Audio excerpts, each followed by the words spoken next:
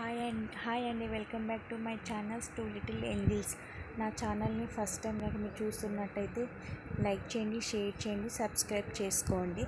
ఈరోజు ప్రాసెస్ వచ్చేసి పన్నీర్ బిర్యానీ ఎలా చేయాలో చూసేయండి. ఈరోజు పన్నీర్ బిర్యానీ ఈజీగా ఎంతో టేస్టీగా ఎలా చేయాలో చూద్దాము. పెద్ద ప్రాసెస్ లేకుండా ఈజీగా సింపుల్గా ఎలా చేయాలో చూపిస్తాను. ఈరోజు మీకు పన్నీర్ బిర్యానీ నేను ముందుగానే పన్నీర్ కట్ చేసుకొని పెట్టుకున్నాను. మీడియం సైజ్ పన్నీర్, దాంట్లోనే బిర్యానీ ఆకు, లవంగాలు, సాజీరా, ఇలాచి ఇవన్నీ నేను ఫోర్ పీసెస్ తీసుకున్నాను. ఇలాచి 4, లవంగాలు 4, చెక్క 2 తీసుకొని వేసేసుకున్నాను. దాంట్లోనే పెరుగు, పెద్ద కప్ పెరుగు వేస్తున్నాను. 1 kg రైస్కి చెప్తున్నాను మీకు ఇవన్నీ నేను. దాంట్లో ఫ్రైడ్ ఆనియన్స్ కూడా వేసేసుకోండి. ఫ్రైడ్ ఆనియన్స్ వేసుకుంటే మీకు టేస్ట్ అనేది చాలా బాగా వస్తుంది. ఫ్రైడ్ ఆనియన్స్ వేసుకున్నాక దాంట్లోనే green chilli, lemon. Green chilli నేను 4, 5 తీసుకున్నాను. ఎందుకంటే కారం కూడా వేసుకుంటాను కాబట్టి చూసి కారం తగ్గట్టు వేసుకోండి. లెమన్ నేను పెద్ద లెమన్ తీసుకున్నాను. ఒకటి చిన్న లెమన్ ఉంటే 3 తీసుకొని వేసుకోవాలి. పెద్ద లెమన్ కాబట్టి ఒక పెద్ద లెమన్ వేసేసాను. దాంట్లోనే పసుపు వేసేసుకోండి. దాంట్లోనే మీరు పసుపు, కారం మీకు మీ టేస్ట్ని బట్టి మీరు వేసుకోండి. నేనైతే కారము 4-5 స్పూన్స్ వేసుకున్నాను నేను కారము. 1 kg రైస్ కాబట్టి 4-5 స్పూన్స్ కారం వేసుకున్నాను. సాల్ట్ కూడా నేను 4 స్పూన్స్ తగ్గట్టు మీరు కారం వేసుకోండి.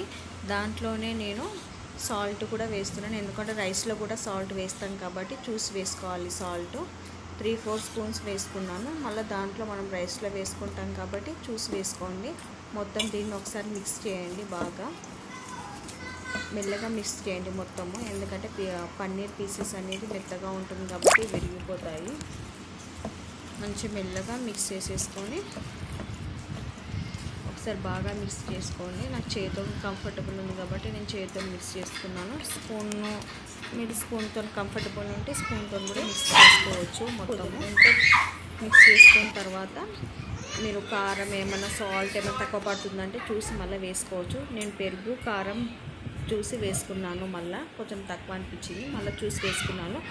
అల్లం వెల్లిగడ్డ పేస్ట్ కూడా వేసుకోవాలి. మనము ఎంత తింటే అంత, కొంచెం ఎక్కువ వేసుకుంటేనే బాగుంటుంది బిర్యానీలోకి. మా పాప కలుపుతుంటేనే స్మెల్ చూసి మమ్మీ నాకు తినాలనిపిస్తుంది బిర్యానీ అంటుంది. అంత బాగుంటుంది పన్నీర్ బిర్యానీ. ఈజీగా అయిపోతుంది. చూస్తే ప్రాసెస్ పెద్దగా అనిపిస్తుంది కానీ మీకు చాలా ఈజీగా అయిపోతుంది అన్నీ రెడీగా ఉంటే. మళ్ళీ మీరు దాంట్లో ఒకసారి మిక్స్ చేసుకోండి. మీరు లెమన్ ఎక్కువ తింటే కూడా నేను 1 లెమన్ తీసుకున్నాను కదా, చిన్న అయితే 2-3 తీసుకోవచ్చు లెమన్ మనకి పుల్లగా ఉంటే. నేను దాంట్లోనే ఆయిల్ కూడా వేసేసాను. మళ్ళీ ఎందుకంటే మనము దీంట్లోనే ఆయిల్ వేస్తాము, రైస్లో కొద్దిగా వేస్తాం కాబట్టి నేను గంటెతోని 3-2 వేసుకున్నాను ఆయిల్ కూడా దీంట్లో మంచిగా వేసేసుకొని, నెయ్యి ఉంటే మీ చాయిస్, నెయ్యి ఉంటే నెయ్యి కూడా వేసుకోవచ్చు.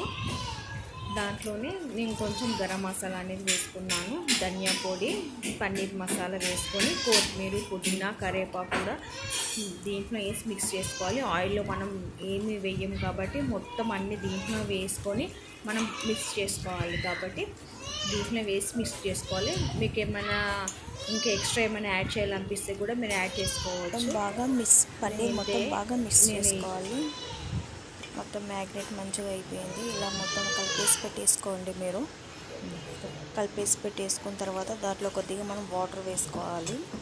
ఎందుకంటే అన్నం మనము 50%ని ఉడకబెట్టి దాంట్లో వేస్తాం కాబట్టి దీంట్లో కొద్దిగా వాటర్ ఉంటేనే మనకు బాగుంటుంది. మన రైస్ ఎలా పెడతామో చూద్దాం. నేను 1 kg రైస్ చెప్పాను కదా, 1 kg రైస్కి నేను తీసుకొని బాగా వాష్ చేసుకోవాలి. దాన్ని మంచి వాష్ చేసుకున్న తర్వాత ఒకసారి 2 సార్లు వాష్ చేసుకుంటే చాలు. ఎక్కువసార్లు కూడా వాష్ చేసుకుంటే మనకి బియ్యం విరిగిపోయినట్టు అవుతుంది. ఎక్కువసార్లు వాష్ చేయొద్దు, 2-3 టైమ్స్ వాష్ చేస్తే సరిపోతుంది. నేను దాంట్లో వాష్ చేసి పెట్టేశాను. పెద్ద దాంట్లో పెట్టండి, ఎందుకంటే అన్నం కలిపి మళ్ళీ మీకు కంఫర్టబుల్గా ఉంటుంది. అన్నం బాగా ఉడుకుతుంది. దాంట్లో వేసిన తర్వాత ఆ వాటర్లోనే కొద్దిగా సాల్ట్, సాజీరా, ఒక బిర్యానీ ఆకు, ఆయిల్, లేకపోతే నెయ్యి ఉంటే నెయ్యి కూడా మీరు యాడ్ చేసుకోవచ్చు. నా దగ్గర నెయ్యి లేదు కాబట్టి నేను ఆయిల్ యాడ్ చేసుకున్నాను. ఆయిల్ వేసుకున్న తర్వాత అది బాగా ఉడుకుతుంది కదా, సగం బాయిల్ అయిపోయింది. బాయిల్ అయిపోయిన తర్వాత